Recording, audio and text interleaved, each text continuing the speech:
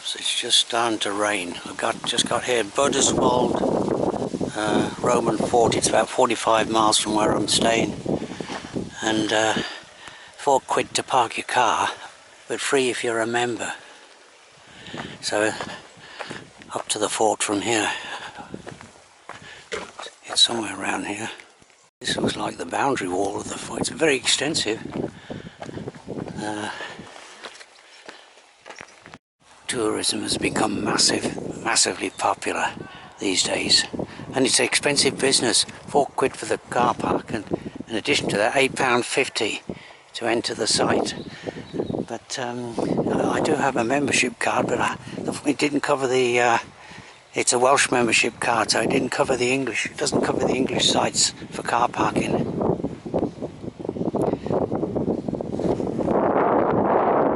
I don't quite know where the actual wall is. This is I'm imagining the boundary walls of the fort. The rest of the fort has disappeared, and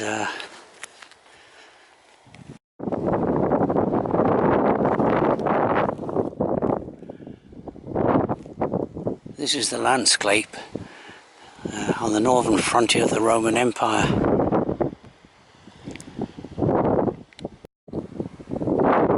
Now I presume the wall ran along the edge of this escarpment. There's the boundary walls of the fort.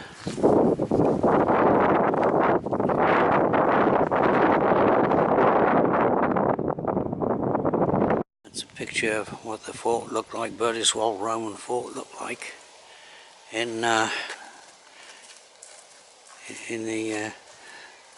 ancient times when the Romans were here. And there's what's left of it, the foundations. There's the gateway there.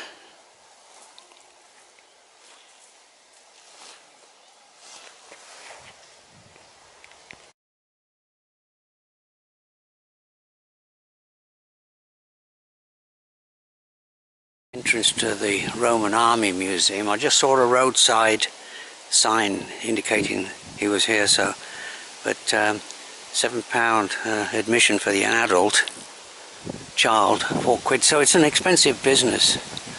So I'm going to Housesteads instead.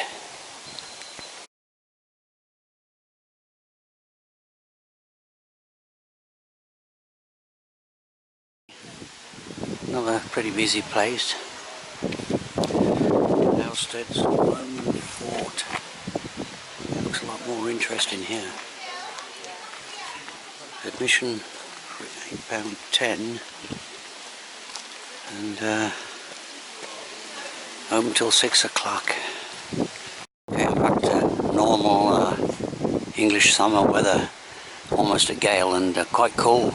But the rain's held off so far. That's the admissions building for Housesteads Roman fort, which is about half a mile up a track here. I'll just turn around because the wind's blowing. Admissions building. The fort should be somewhere around here. There's the path there. Yeah. So this is one of those unusual where you've got a very considerable distance to go. Oh, there's the fort there, right on the up top of the skyline there. It's a bit better. The admissions building was just down there somewhere. There's a museum. I'll have a quick look in there. The fort looked like in AD 250. That's how the fort looked like in the years before the Roman Empire collapsed. A few years before. It's pretty extensive. It's inside the museum here. It looks like the sun's come out.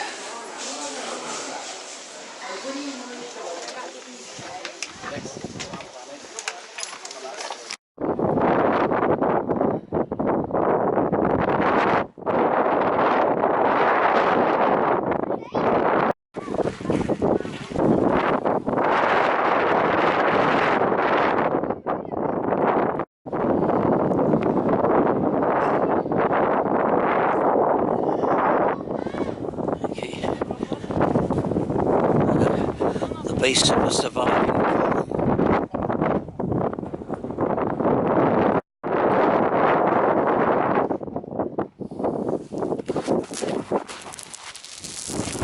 Presume down there, that's the wall there, the Hadrian's Wall, which ran 85 miles across the north of England, coast to coast more or less.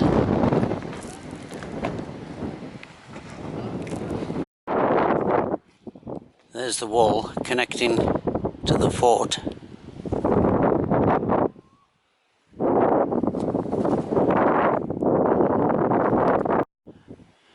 Okay, the Granaire is curious.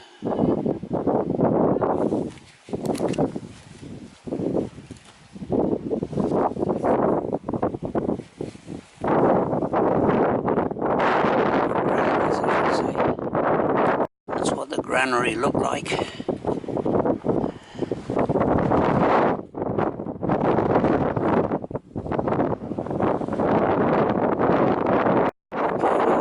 Looks like access here. I want to walk along. We'll go in here out the wind. These might have been towers at one time. But look at these blocks, all uniform sizes. And been here for what? Well, nearly 2,000 years.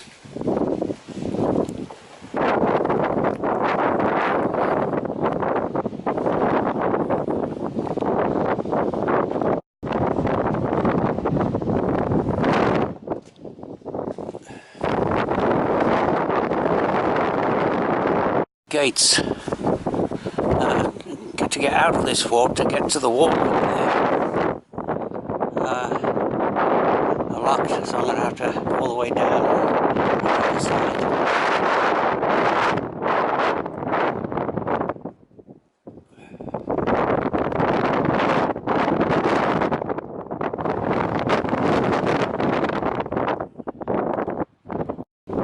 Now, if you want to do a little bit of rock climbing, you can avoid the entrance by climbing up over that wall.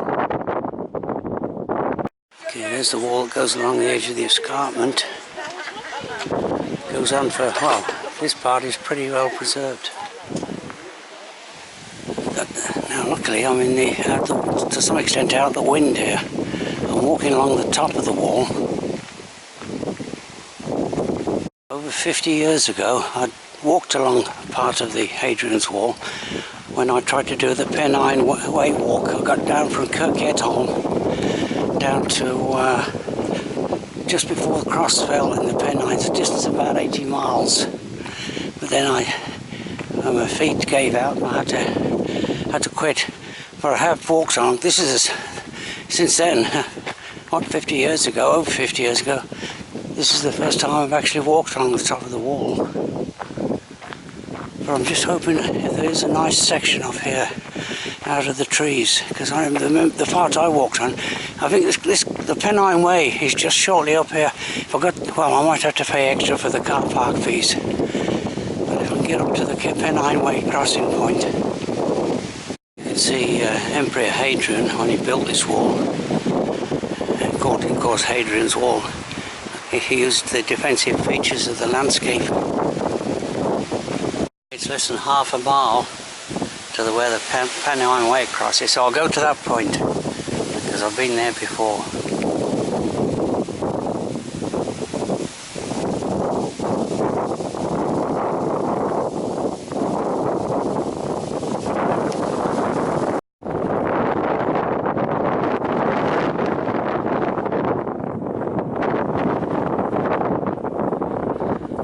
This is the remains of one of those mile castle forts. Every mile across the extent of the wall. It's not wet because there's a bit of a stone pan and it dips down. Goes up again. So the wall is in quite good condition. And I say every mile there's a mile castle. I can't really go for the fort.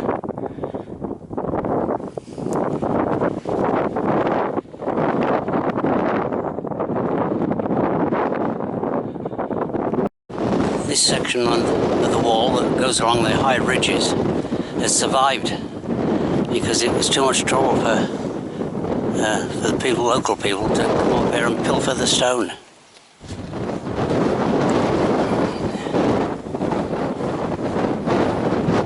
This is, I think, the Pennine Way crossing right here. It's a Pennine Way crossing, and those couple of guys there, I'm pretty sure they're doing the Pennine Way walk. They got that look about them. Yeah, the Pennine Way.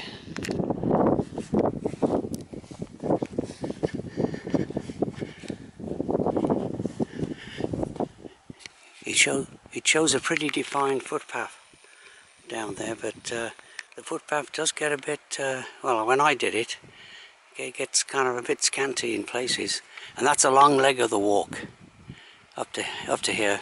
Crosses that forested area. It's a 17-mile leg.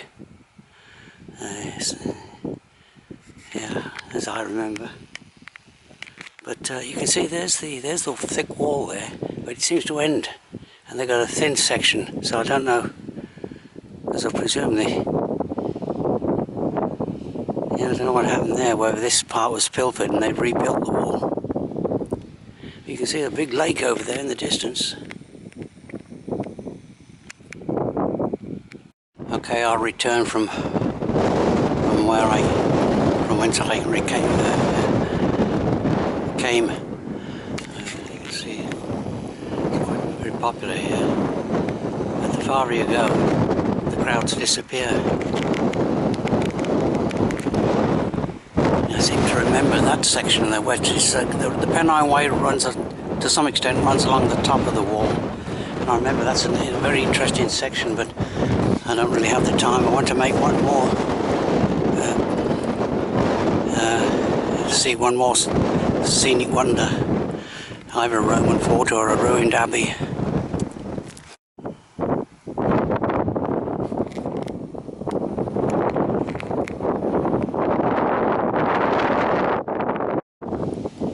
Beautiful. It's turned out very nice. The sun came out. I've been lucky with the weather during my holiday up here. And there's the fort, Housesteads fort. No problem for most people just to do a little bit of scrambling over the walls, save paying the fee. But of course, it's not cricket.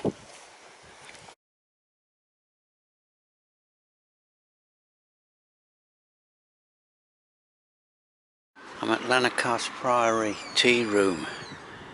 It's a favourite spot for the old age pensioners that live in. Of course, I'm an old age pensioner myself, but they come here to the roasted tea cake just arrived. So I forgot to take the tea bag out, and strong tea, which I don't like. Yeah, as I say, the old age pensioners where it's nice and warm inside. They're all in. It's quite busy. They have a meal. Lanercost. Apparently it's only half a mile by foot from Hadrian's wall.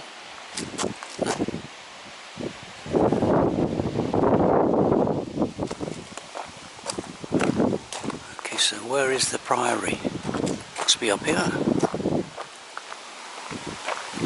Always like the trees. I think it's just about to possibly have another shower. They've been coming and going, but I've been pretty lucky all the same with the weather. I can't really complain.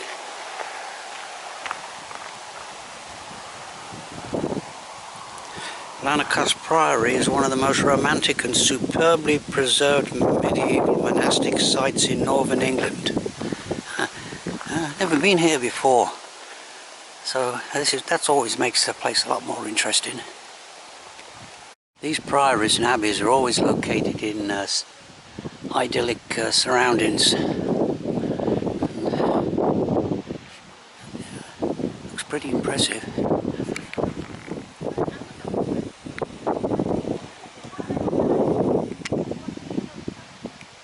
This makes a difference. There's no vast crowds here, just the odd visitor. It was £5.80 to enter though. So that's where my membership card comes in real handy. Hopefully it's quite quite dark in here, so we'll pick it up. The refectory undercroft. Very, very impressive. That vaulted ceilings.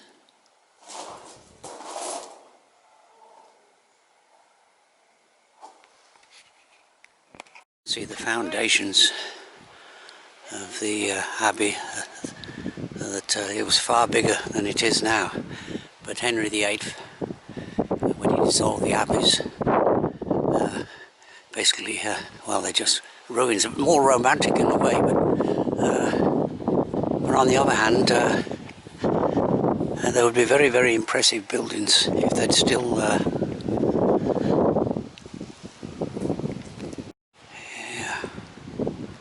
I like it here. No, the crowds have disappeared. Look at this.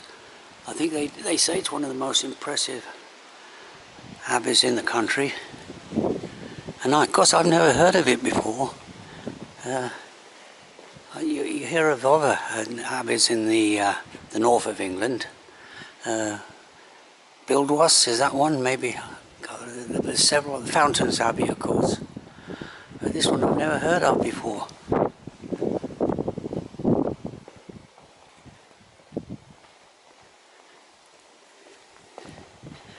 And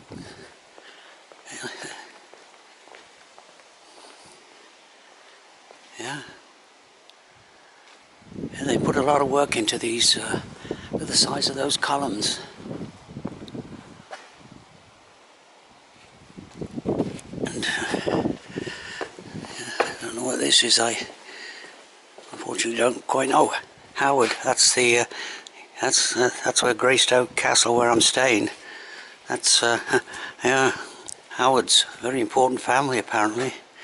And there's an effigy, ancient effigy.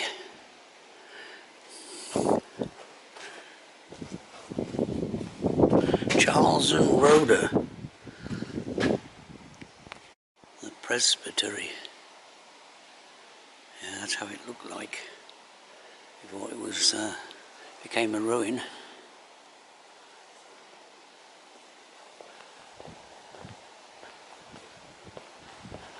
Yeah, you could spend some time here looking at all the nooks and crannies and sculptures and carvings. And there is a guidebook, of course, on this abbey, but this is just, as I say, it's a whistle-stop. All these visits are just whistle-stop tours. There must be a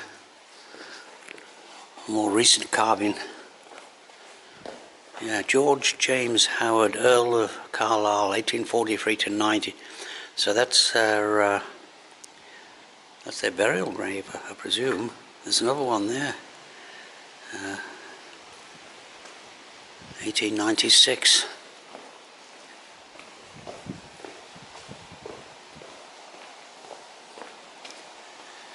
Oh, watch the step. Yeah.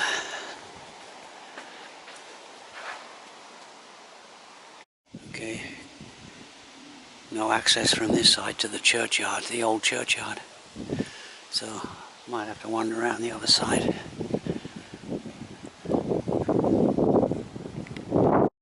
This is the part of the priory that is still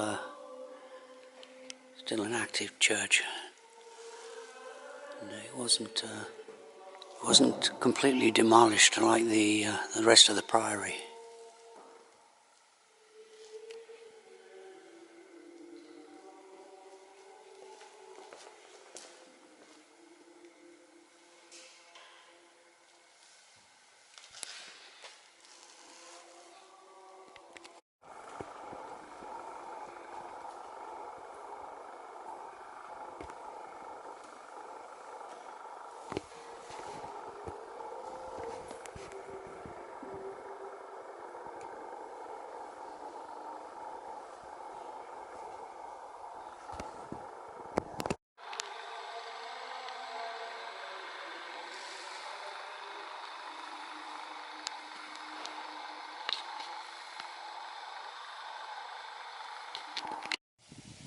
Okay, yeah, well worth visiting.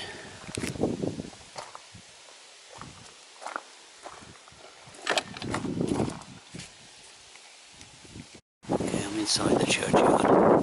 And you can see all the people that laid to rest here have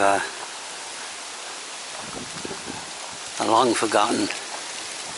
There's no sign of a tended grave anywhere. I'll just have a little walk around anyway. They're always tranquil places, and there's always lots of trees in these around these churchyards. These are the more up-to-date gravestones here, but it looks as though these people here have been forgotten as well. No one left alive to... Well, there's one or two gravestones there with flowers on. Of course, these days everyone's cremated. Yeah, just look at this one. So it's not that long. John Laidler, 1962, but Georgie, beloved wife of John, she died age 48 in 1922. So the abbey there.